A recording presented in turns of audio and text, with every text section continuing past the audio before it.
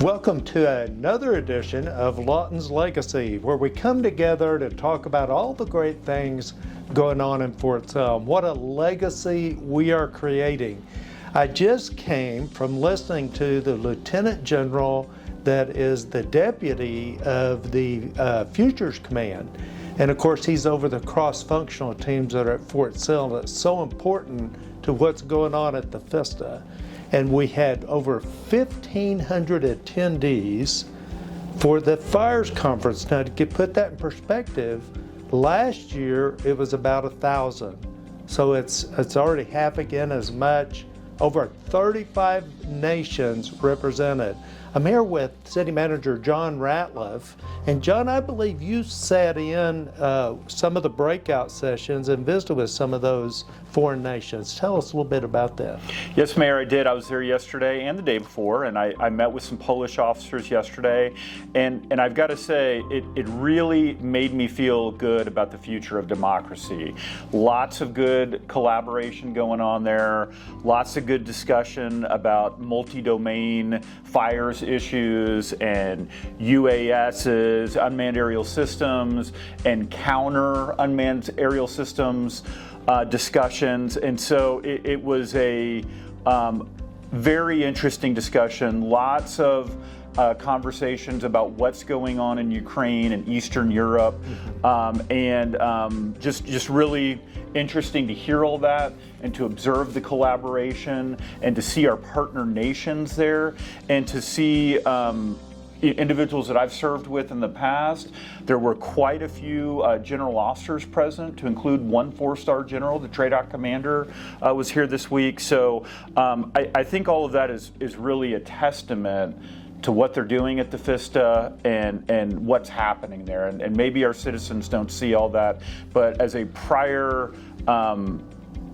active duty Army officer, I can tell you when you start bringing in 4-star generals, that's a pretty big deal. It is a big deal, and lieutenant generals as well. And I'm going to tell you, one of the things that was going on is they were doing some demonstrations there of what goes on in the FISTA every day with torch technologies, and they bring soldiers in from Fort Sill, put them in a lab, which is a model piece of weaponry, and they test them and see how their body and their heart rate and all that. And I got to watch that today, got to see the heart rate goes up when they're getting attacked. Of course, it's all simulation, but it was very impressive just what was going on there.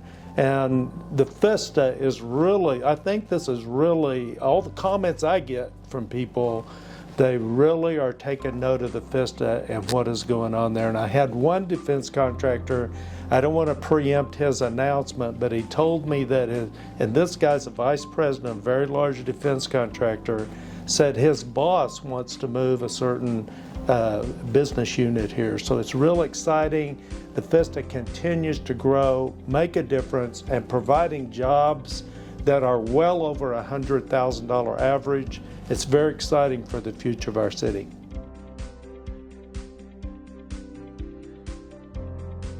So one of the things we have to deal with every now and then is technical issues, and when it comes at a council meeting, it's particularly concerning because that is the people's meeting. We're intent on being transparent. And by the way, I want to tell you one of the wins of transparency this week, when I was looking through our peer cities' budget books, ours is so much easier to read and so transparent. Some of them look more transparent, and we've talked about that. That's because of color and presentation. We're working on a better presentation, but our information is so easy to find and so transparent. I'm very proud of that. But we did have technical issues at council. We are getting that under control. I'm going to let the city manager address that. So that's true, Mayor. We've seen several comments about that. We're aware of the issue. Last week, the city clerk and I met with Sparklight. The dialogue is ongoing. Some of the issue is with them. Some of the issue is on our end too. And so we're actively working to remediate and resolve tech issues. We do apologize. We are aware of the issue, and we'll continue to leave no stone unturned to get that right, because as the mayor has stated, that's our opportunity to let the public know what's going on. It's the people's meeting, and they ought to be able to view it, and that's our intent, and we're going to get there. All right, great.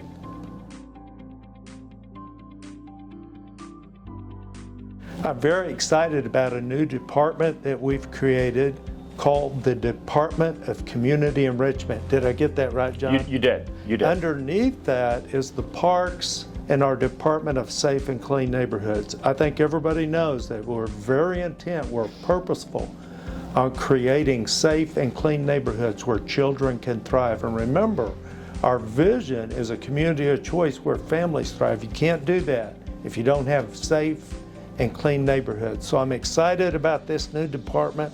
Talk to us a little bit about that and kind of let us know the plan for cleaning up the town.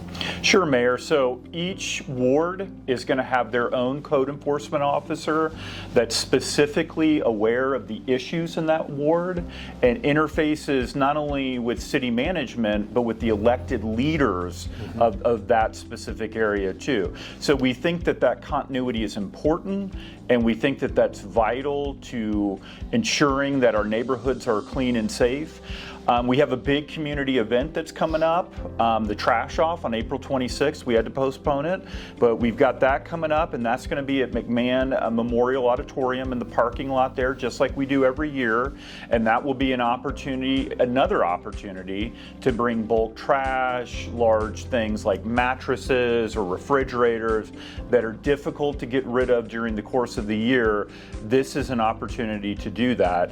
And in addition to the April Trash Off, we will have a fall trash off again this year. We had one last year as well. So we got a grant from DEQ that enabled us to have 2 trash offs again this year. And so we will be having a fall event as well. Yeah, I've noticed, John, that the community is cleaning up. And what I'm particularly talking about is litter. I'm not seeing the litter that I used to see. Now, February and March are the worst months that you see litter because there's no growing grass. But while I saw some litter, I'm not saying there wasn't any. I saw less litter. And I did notice once you got outside the city limits, there was even more. So we're doing something right. We're getting that taken care of. And I think it's because we're purposeful. Talk to us a little bit about the litter vacuum. And while I haven't seen it out anywhere, apparently it's getting used because it is. Clean it up. It is. So the litter vacuum is, the best way I can describe it is it's kind of like a golf cart with a tank on the back, and it's got a big hose, and you put the hose out and it sucks it up just like a vacuum cleaner. It's for bigger areas of litter or more concentrated areas of litter. It's really good in going in and scooping those things up, whereas if you had people doing it, it would take a while. They would go out there with the trash bags and the little poker sticks, and it would take them longer to do it. So the vacuum truck enables us to be more efficient, and it allows us to cover a larger area and get after litter more. And then in addition to that, I think the great work that our code enforcement officers are doing and the collaboration that's going on between code enforcement and solid waste, so that when one department sees something, they're talking to each other about it, whereas I think in the past we had those stovepipes and communication wasn't occurring as freely as it should have. So we're really getting after that. I think communication is better. I think that our processes are more efficient, and I also think that some of our code changes are getting after it as well. We've had a tarping ordinance that's been in effect for a couple of years now. I think that's people have finally gotten the message on that, and loads are being covered as they go out to the landfill. It's not perfect, but I think it's better than it was. And I think that our bulk pickup program is working. So I think all of those things together are helping reduce the litter. I'm going to jump in here and talk about the homeless issue, because frankly there's a lot of litter involved with the homeless issue. I was very proud of the captain's presentation the other day, because he teaches them stewardship and that they can't get housing if they can't keep their space clean. And if you drive by the encampment that is being allowed on Salvation Army property, it's being allowed because of the results he's getting at getting people in housing. It is clean. He is teaching them stewardship, and I think that's going to go a long ways. We are purposeful about cleanliness in the city of Lawton. That doesn't mean that you're going to not see litter, but we are purposeful about becoming more and more clean.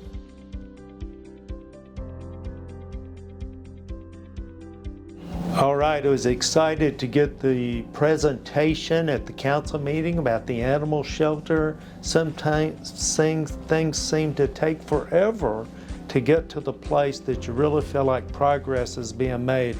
In the animal shelter, we've been developing that plan, and we really got some pretty conceptual drawings there. John, talk to us about the new animal shelter, the location, how much we're spending, and what's the projected timeline that we might be able to expect?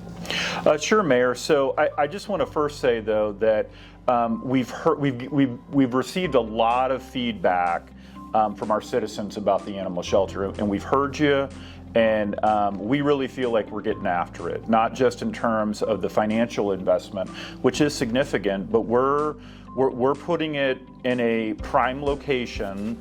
It's not next to the public works yard where you really, off of 6th Street, where you really have to be purposeful in going there. Otherwise, you're not going to drive past it. So we put it in a prime location off of Lee Boulevard. I think it's 17th and Lee, something like that, kind of in the vicinity of the county fairgrounds in that area. And it's an old fire station training facility that we're going to repurpose as an animal welfare center. There's a lot of space there, but we're going to add to that space. We're going to create a welfare center that can house up to 148 dogs, 153 cats, and 8 exotic animals, 23 clinical spaces. So that far exceeds our current capacity. And we know, Mayor, how important this issue is to our citizens. And so we feel that it's important to provide a world-class facility. I think when this is done, it's going to be a world-class facility. Right, it's exciting stuff.